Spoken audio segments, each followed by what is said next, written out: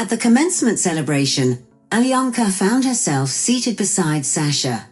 This guy possessed an intense jealousy it was hard to ignore. Despite the attempts of other fine gentlemen to invite the beautiful Alyonka to dance, Alexander's behavior was peculiar. He turned them down on her behalf, offering an explanation. "Can't you see, darling?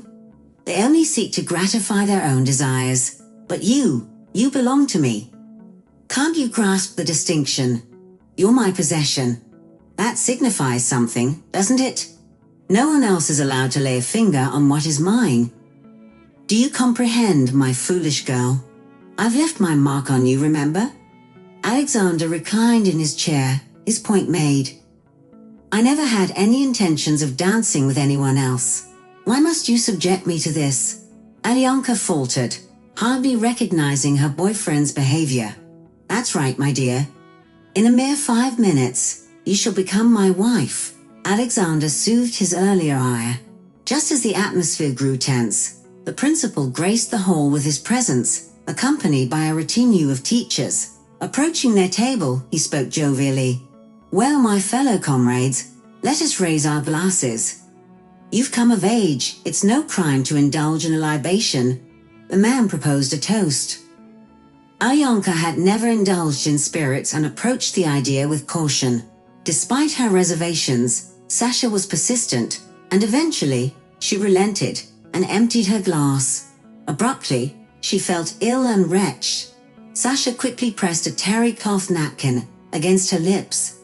Then his mood darkened and he exploded in anger before everyone present. "She's actually carrying a child. I warned you to take it slow. I'm not ready for kids now. Maybe in 5 years, maybe even later. I've got plans. To hell with this. There won't be any wedding." Alexander hurled the soiled napkin at Alyonka and stormed away from the table.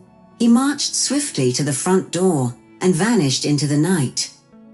Alyona wept, and her dear friend Valentina, along with her older brother Maxim, who had recently returned from military service, approached her.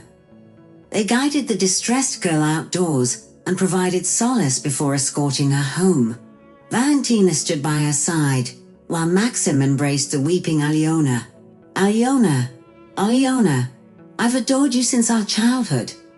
But I made the unfortunate mistake of getting involved with that wretched guy," Maxim confessed. "He seemed good. I can't fathom what possessed him. We're set to marry in a week. My parents have invested so much. We've even engaged an agency to handle the preparations. It was Sasha's idea, and his parents never denied him anything," Alyona sobbed. "You will marry me, no questions asked, and when you bear a child, I will raise it as my own.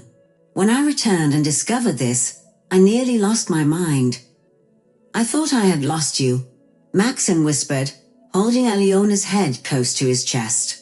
"Lennox, just agree. He's been smitten with you for ages. He has an entire album of your photographs on his laptop," Valentina urged him. "I don't know, Maxik. You are truly wonderful, and I'm a fool. But this baby belongs to Sasha. What should we do?" the girl pondered. "It doesn't matter who the child belongs to. It will be mine," Maxim insisted, recognizing that this was his chance. If his beloved girl agreed, he would be the happiest man alive. "Let's discuss it tomorrow. I'm so exhausted," Alyona murmured, enveloping the guy with a tender gaze. Back at home, Alyonka recounted the incident to her parents. Her mother, Nina, grew agitated. "What an awful person. Are you truly pregnant? Why didn't you inform us?" she interrogated. Alyona couldn't help but relate her sudden onset of nausea, dizziness, and blurred vision. Wondering if the same symptoms were experienced, she inquired, "Does it occur in a similar fashion?" Nina confirmed, "Indeed. It's already late tonight, but tomorrow I'll confront his parents and set this family straight." In the morning, Alyona's mother paid a visit to Alexander's parents. She expressed her anger in no uncertain terms, accusing Alexander of impregnating her daughter and then publicly shaming her by refusing to marry her. To add insult to injury, they had invested a significant amount of money at Alexander's request, and the agency they contacted denied them a refund. Nina vented her frustration right outside the gate, confronting Alexander's mother in a furious manner. Surprised by the accusations, Tatiana intervened, stating that Alexander had not been home since he left for school the previous night. Hearing this, Nikolai, Alexander's father, promised that they would deal with him as soon as he showed up. Later in the afternoon, Alexander entered the yard, completely unaware that his parents were ready to confront him with an aggressive stance. His father wasted no time in interrogating him, expressing disappointment in his actions. He accused Alexander of impregnating Alyona and then refusing to marry her. In response, Alexander uttered vulgar words, dismissing the responsibility and claiming that Alyona was underage and had made the decision to indulge in reckless behavior herself. He further stated that he was young, attractive, and desired a life of freedom and casual relationships. Taken aback, Alexander's mother questioned his contradictory stance, emphasizing that if he wanted to be free, then why did he engage with Alyona and consider a wedding? Alexander replied with a crude remark, suggesting that having a constant and beautiful partner in bed was preferable to promiscuity and the risk of contracting infections.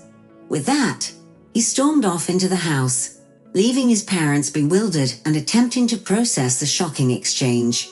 In the meantime, Alexander hastily packed his belongings into his backpack before returning to the yard. He bid farewell to everyone, declaring that he was leaving to find a new life. With a proud gait, he walked out of the gate and headed down the street. Nina and Nikolai took care of their son. In the evening, Maxim, accompanied by his sister and parents, arrived at Alyona's parents' house. Natalia, Maxim's mother, was the first to approach Nina. The entire village is abuzz with Sasha's mischievous act. Maxim is head over heels in love with Alyonka. He simply adores her. Let's marry them. The baby will then have a father, Natalia suggested eagerly. You should ask your daughter. Andrei, Alyona's father, chimed in. So give her a call, and we can discuss it, he added. The wedding planners were unperturbed by the substitution of the groom. They took care of everything at the registry office. Alyona's wedding to Maxim was scheduled for the following week. The next morning, Nina proposed that her daughter visit the district and register her pregnancy at the polyclinic. Alyona agreed, and Andrei drove his women there in his car.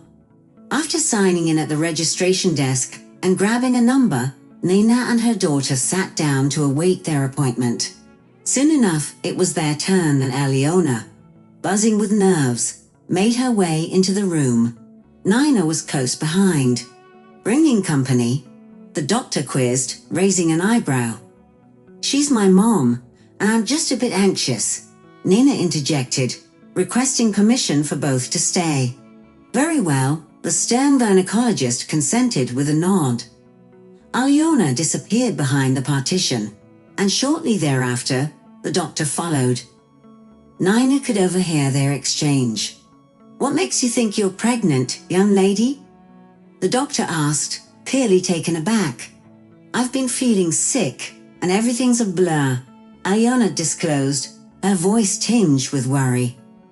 Come back when there's actually a baby on the way, the doctor decisively stated, washing her hands, returning to her desk, and calling out, next.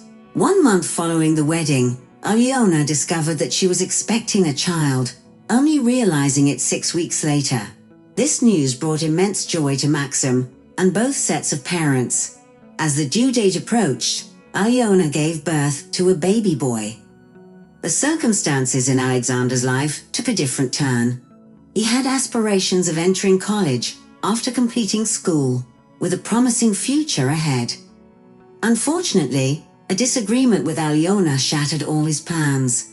Rather than returning home, he decided to enlist in the military.